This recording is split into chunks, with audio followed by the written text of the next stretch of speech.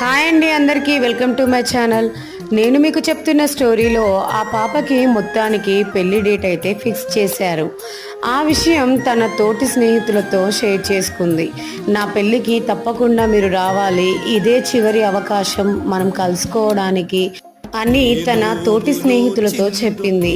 వారు కూడా సరే అన్నారు. మొత్తానికి పెళ్లి పనులన్నీ అయిపోయాయి. ఇక ఏముంది, పెళ్లి రోజు రానే వచ్చేసింది. ఎవరికైనా పెళ్ళి అంటే నూరేళ్ల పంట అంటారు కదా. ఎంతో ఆనందంగా సంతోషంగా పెళ్లి రోజు తన కాబోయే భర్తని చూడాలని ఎంతో ఆతృతతో ఉంటారు. కానీ ఈమె మాత్రం, నాకు పెళ్ళయి నేను వెళ్ళిపోతే నా తల్లిని ఎవరు చూసుకుంటారు, పెళ్ళై వెళ్ళిపోయిన తర్వాత నా తల్లి దగ్గరికి నన్ను కనీసం రాణిస్తారో లేదో అని చెప్పి తను మాత్రం ఆలోచనలో ఉండిపోయింది. నెక్స్ట్ వీడియోలో మళ్ళీ కలుద్దాం. ఓకేనా, బాయ్ బాయ్.